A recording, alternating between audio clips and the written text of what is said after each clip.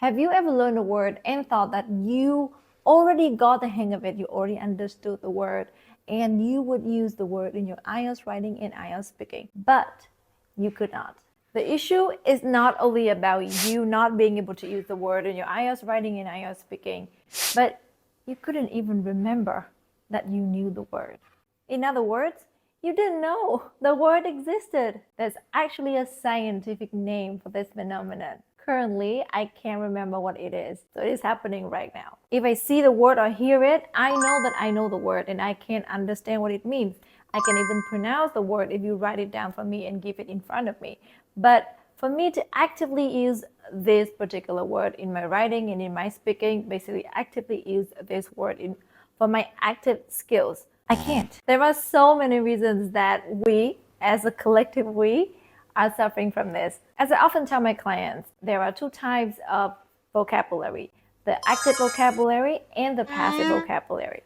The active vocabulary is the amount of vocabulary that you can use actively in your writing, in your speaking. When you hear it, when you read it, you understand it, and you can actively use it in your writing, in your speaking, without having to think so hard. On the other hand, you have the passive vocabulary, which is the vocabulary that you understand when you read it, you understand when you hear it, but you cannot actively use it in writing and in speaking. Our target in general when we learn any language, not only English, is to maximize the amount of active vocabulary so we can use in our conversations, in our writing, and also when we read and we listen to people, we understand. But by nature, we always have more passive vocabulary than active vocabulary. So when it comes to learning new vocabulary for the IELTS exam or any English exam for this matter, we need to maximize the amount of active vocabulary that we have,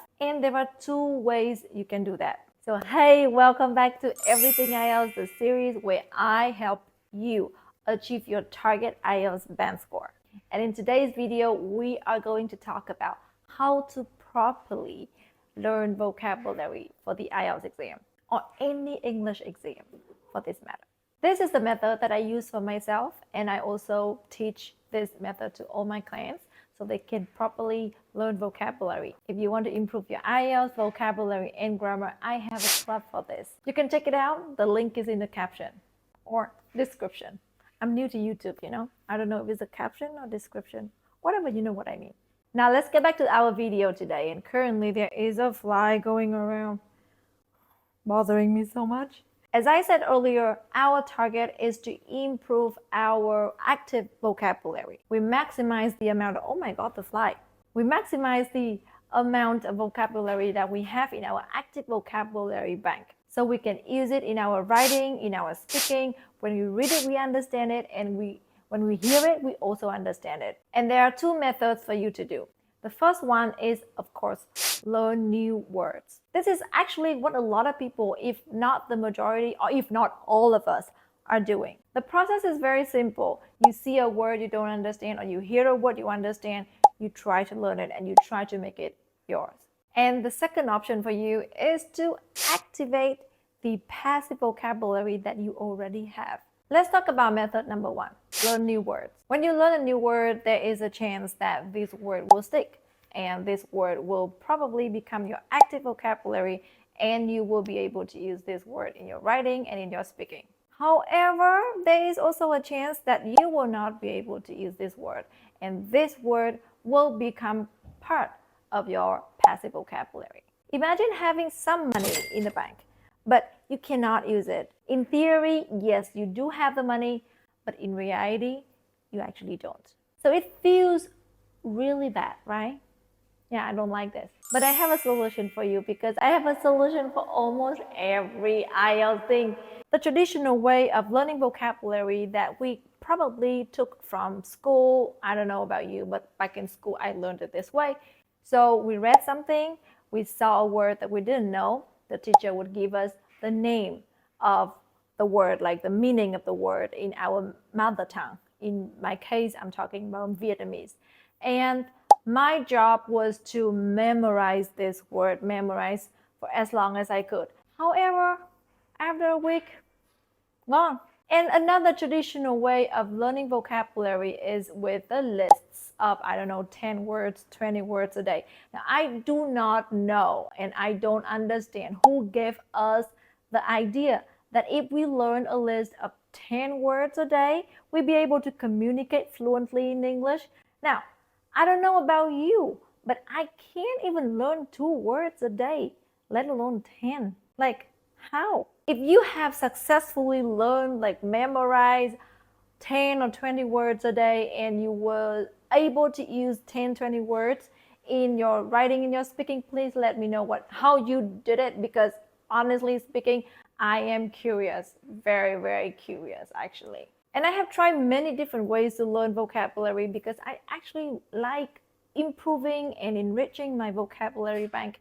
But I haven't found anything that worked for me as much as the following method that I'm going to share with you. I call it the 5-step method to learn vocabulary. And I apply this technique not only to learning English, but also to learning other languages like French and Chinese. So let's get to it. The first step, and in my opinion, is quite important because you need to put in the work the most in this step. You need to decide which word you are going to use.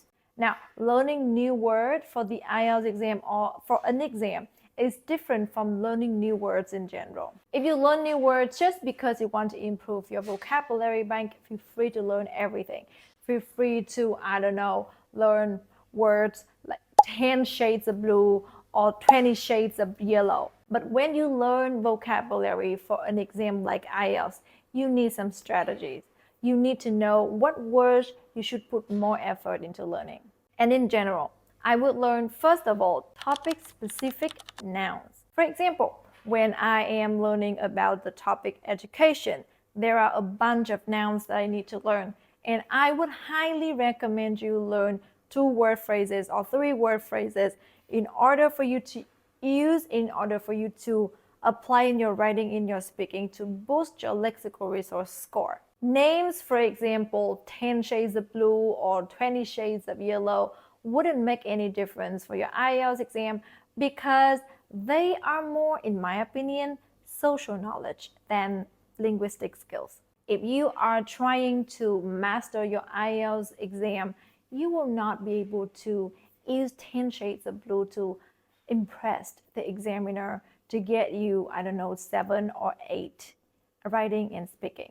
But words like this and like this probably will. The second type of word that I often learn to improve my IELTS vocabulary is the verbs. For example, before I learned the word exaggerate, I often try to say it in a different way. For example, make something bigger, make something more important than it actually is.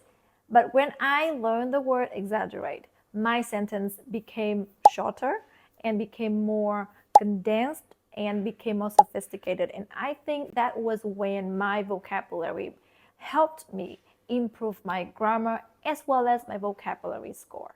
And the third thing that you should learn is the adjectives to describe the situation, to describe something. Learning adjectives is very important because not only will you be able to use the adjectives in your writing, in your speaking, but you can also change the adjectives into adverbs and improve your grammar. So to summarize, you are going to learn vocabulary with strategies. And the first strategy is to find the word that you should learn for the IELTS exam. The first type is the nouns, the second type is the verbs, and the third type is the adjectives. And this is step 1. After you have decided which word you want to learn, step 2 comes in. In step 2, you are going to open a dictionary. You can open a physical one or you can open an online one. My favorite dictionary is the Cambridge Dictionary. In this step, you are going to learn the proper spelling and the proper pronunciation. In my opinion, pronunciation mistakes and spelling mistakes are the 2 most difficult to fix mistakes in learning any languages. So if you can make sure of the spelling and the pronunciation from now, you will not have any problem in the future. In step number 3, you are going to read the definition, and I highly recommend you read the definition in English itself, because there are a lot of words in English that do not have an equivalent meaning or word in your language, and vice versa. There are a lot of words in my language that I cannot translate properly into English. When you read the definition, you understand what it means. So you can move on to step number 4.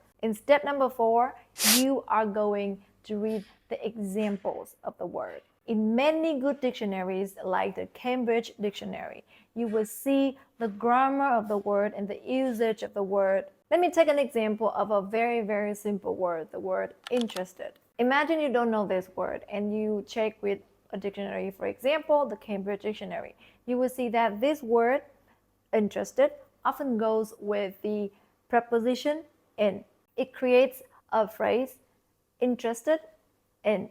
It is not to say that every single word should come with a preposition or should come with some other words, but in many cases, you can learn with a proper dictionary. Because if instead of in you use on or at with interested, that is a grammar mistake. And of course, a grammar mistake is a mistake. You get a reduction in your grammar score in IELTS. To a lot of people, this is enough, right? This is okay. You already understand the meaning of the word. You know how to spell it. You know how to pronounce it. And you kind of know how it looks like and what to do in a sentence with this word. What are you going to do next? Why did I say that there are 5 steps in this method? This 5th step is what can help you not ensure, but to kind of maximize the chance that this word, this new word, becomes your active vocabulary. You are going to make examples, sentences with this word. So step number 5 actually takes a lot of time. You need to keep making examples, sentences with this word. You can start with making the same sentence as the examples, then move on to better or self-composed sentences. Now, there is a chance that after everything you've done, you still cannot use this word in your writing and your speaking. In other words, this word is becoming your passive vocabulary. And I think it's fine. We can just accept it. Do you think so? Wrong, because we are learning vocabulary with strategies for an exam. So if this word becomes your passive vocabulary, it is time you activate it. And that is the second method in this video I'm gonna share with you. Activating passive vocabulary. There's a problem with passive vocabulary. You don't know what word you already know. As a result, you don't know how to activate the vocabulary that you don't even know you know. This is why step number 5 that I just mentioned is very important, because you want to avoid this. But sometimes you cannot avoid it. Sometimes it happens because it's the nature of learning. We learn and we forget. So to activate passive vocabulary, you need to remind yourself of the word that you have learned. This is when it is necessary for you to continue reading, because reading can improve your vocabulary and can remind you of the words that you have learned but you have forgot. But I'm not asking you to read random newspapers or a 400-page book. That's too long and too random. What we're going to do here is we are going to apply some strategies. So starting 2025, I started to redo all the IELTS reading tests. And what I would like to do is to pick 1 to 2 words in a reading passage to learn. Normally, vocabulary in the reading passages is not really new to me. I don't really encounter new words in reading passages. However, there are words that I know, but I cannot use yet. They are in my passive vocabulary bank. So when I read those words, I realize that I don't normally use them in my writing, in my speaking, and they are nice. I would write them down and learn with the 5-step method that I mentioned.